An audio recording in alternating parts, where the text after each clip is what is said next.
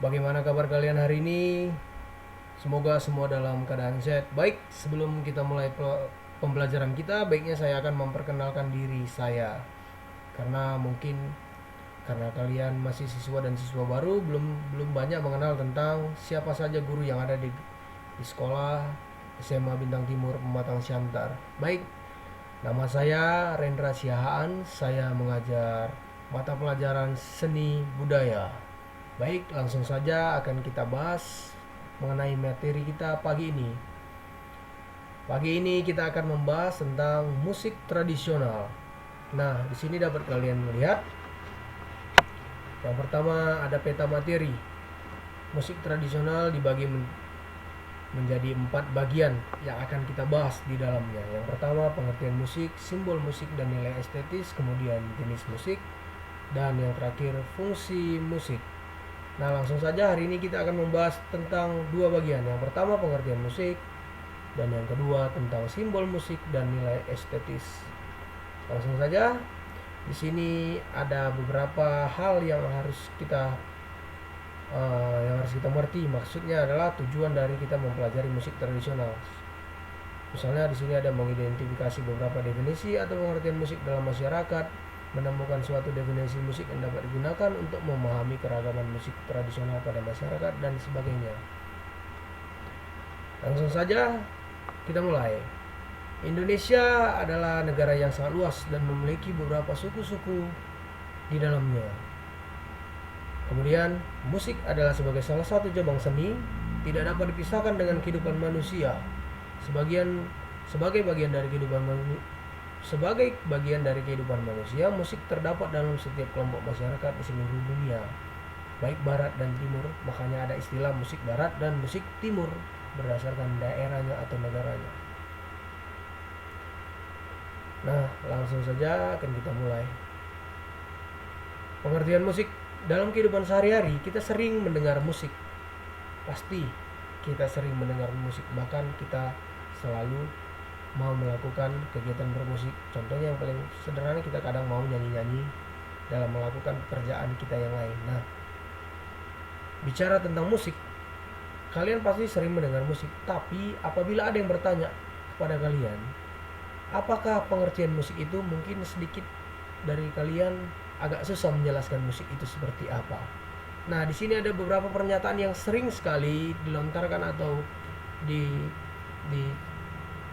dilontarkan atau diungkapkan seseorang bila ditanya pengertian musik itu apa. Di sini ada beberapa pernyataannya, yaitu yang pertama, musik adalah bunyi yang disukai manusia. Kemudian musik adalah bunyi yang terdiri dari ritmik dan melodi yang teratur. Kemudian musik adalah bunyi yang enak untuk didengar. Pasti yang paling gampang saat ditanya sama kalian, musik itu apa? Pasti yang paling gampang kalian bilang adalah musik bunyi yang disukai oleh manusia.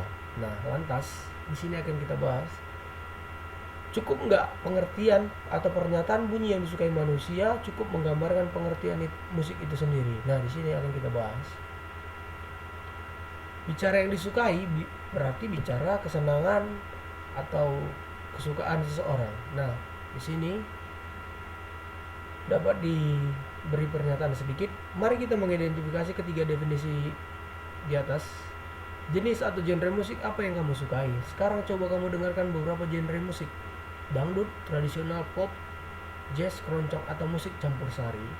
Genre musik apa yang kamu sukai dan tidak kamu sukai? Misalnya, salah satu di antara kamu ada yang menyukai genre musik pop, tetapi tidak menyukai dangdut.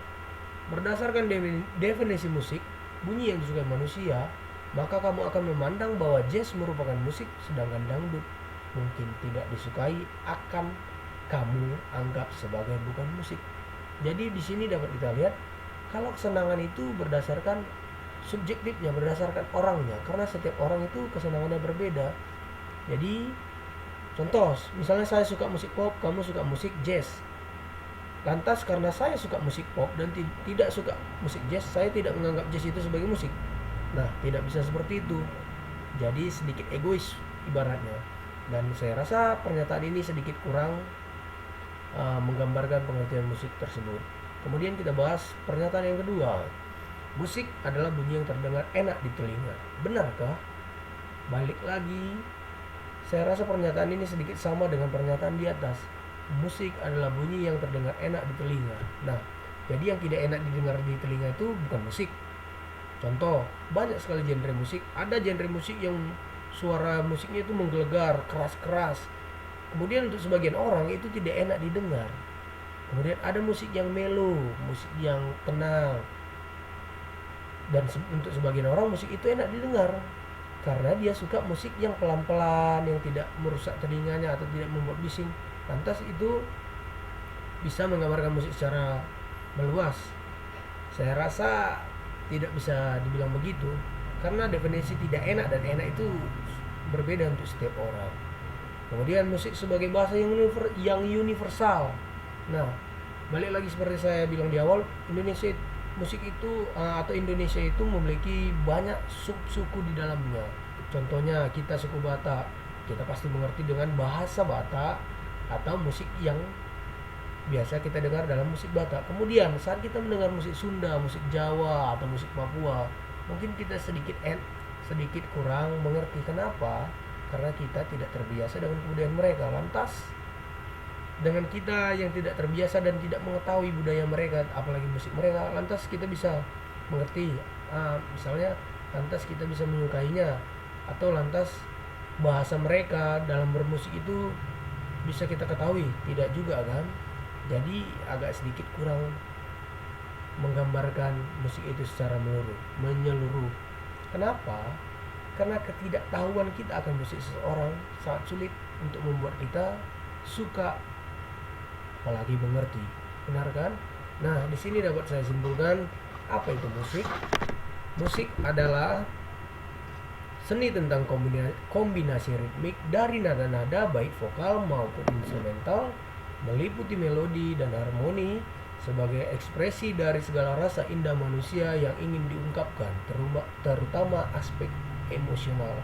Saya rasa pernyataan ini sudah sedikit banyak menggambarkan tentang musik, karena di dalamnya sudah ada tentang ritmik, nada-nada, baik itu suaranya dari vokal maupun instrumental, meliputi melodi, harmoni, dan kemudian yang paling penting adalah semua itu timbul dari ekspresi segala rasa indah manusia yang ingin diungkapkan, karena ada subjeknya di dalam. Karena musik itu tidak serta-merta bisa terbentuk sendirinya, pasti ada pelaku di dalamnya. Kemudian balik lagi tentang topik kita di atas adalah musik tradisional. Nah, apa itu musik tradisional? Di sini sudah dijelaskan. Musik tradisional adalah musik yang hidup dan berkembang secara turun-temurun di suatu daerah tertentu. Jadi bicara musik tradisional adalah bicara tentang kebudayaan yang tidak terlepas di dalamnya menurut daerahnya tertentu. Karena setiap daerah berbeda kebudayaannya. Berbeda kebudayaan pasti berbeda cara bermusiknya. Itulah pengertian musik tradisional. Dan kemudian kita akan membahas tentang simbol musik, atau judul besarnya musik sebagai simbol. Indonesia merupakan negara kepulauan, seperti yang saya bilang tadi, terdapat banyak suku di dalamnya. Baik, di sini dapat saya langsung simpulkan. Musik sebagai simbol dibagi menjadi dua. Yang pertama adalah simbol musik dari segi musikalnya, dan yang kedua simbol musik dari segi non musikalnya. Kalau simbol musik dilihat dari segi musikalnya atau secara musikal, simbol-simbol musik dapat tampak pada elemen-elemen di dalamnya seperti tinggi rendahnya nada, ritme, dinamika atau tempo, melodi, dan lain sebagainya. Nah, di sini juga ada beberapa nada, ritme, dinamika, tempo. Kemudian simbol musik jika dilihat dari segi non musikalnya dapat dilihat dari simbol musik juga dapat dilihat dari aspek non musikalnya. Nah, salah satu contoh simbol non musikal adalah instrumen musik berdasarkan pada bentuk, bahan pembuat instrumen, warna, atau ornamen-ornamen yang tampak pada instrumen tersebut. Nah, jadi dapat disimpulkan jika dilihat dari segi non musikalnya berarti dilihat dari segi fisiknya. Contohnya di sini ada sulim. Dari segi fisiknya yang bisa kita lihat di sini adalah sulim itu berbentuk seperti apa, terbuat dari apa, warnanya apa, kemudian ada apa saja yang terdapat dalam sulim tersebut atau alat musik tersebut. Nah, itulah simbol dari non musikalnya, lebih kepada bentuk fisiknya. Dan di sini dapat juga kita lihat kan di gambar ini ya pada halaman 77. Kemudian yang kedua kita bahas tentang nilai estetika musik. Nilai estetis itu adalah nilai yang identik dengan keindahan, terkandung dalam konteks seni musik tradisional, memiliki ciri garapan berdasarkan pola-pola yang sudah baku. Nah, bicara dengan nilai estetik adalah nilai keindahan yang ditebulkan dari musik tersebut. Keindahan yang dilihat dari situ ada keindahan yang dimaksud adalah keindahan dari segi suaranya. Nah, kebanyakan saat kita mendengar musik tradisional pasti kita merasa tenang. Kenapa? Karena alunan-alunan yang timbul dari musik yang dipadu-padankan dari alat-alat musik tradisional biasanya lebih alamiah kesannya. Kenapa? Lebih merasa balik ke alam, karena alat musiknya pun kebanyakan dibuat dari kayu, dari bambu, dari sumber-sumber alam yang tersedia dan sedikit banyaknya tidak dipengaruhi oleh keindahan, maksudnya tidak dipengaruhi oleh keindahan teknologi. Tidak ada campur tangan dari teknologi seperti misalnya arus listrik. Biasa alat musik modern kan biasanya menggunakan arus listrik. Kalau alat musik tradisional itu kesannya lebih ke alam karena bahan-bahannya itu sangat alamiah, terbuat dari alam. Contohnya saja bambu. Kalau secara logika kita pikirkan, sulim itu terbuat dari bambu. Bagaimana bambu? Bambu itu kan tipis, dipijak saja retak. Tapi kenapa saat bambu dibuat menjadi sebuah alat musik bisa menimbulkan suara yang indah, padahal hanya seutas bambu. Dan bambu itu kalau kita pikir-pikir kayak nggak layak menjadi alat musik kan, kalau kita andaikan. Tapi saat dia jadi alat musik, kalau udah dibuat jadi alat musik, kalau suara yang keluar dari alat musik tersebut sangat indah untuk didengar. Nah itulah materi kita untuk hari ini. Kemudian di minggu depan kita akan membahas tentang simbol musik dari segi musikalnya. Nah, kemudian saya akan memberi tugasnya ada di halaman berikut. Sebentar saya akan memberikan tugasnya.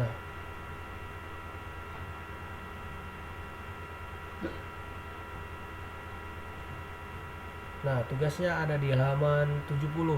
5 pertanyaan berikut nanti kamu jawab, kemudian kamu kirimkan di penugasan yang akan saya buat nantinya. Baik, sekian materi untuk hari ini. Terima kasih.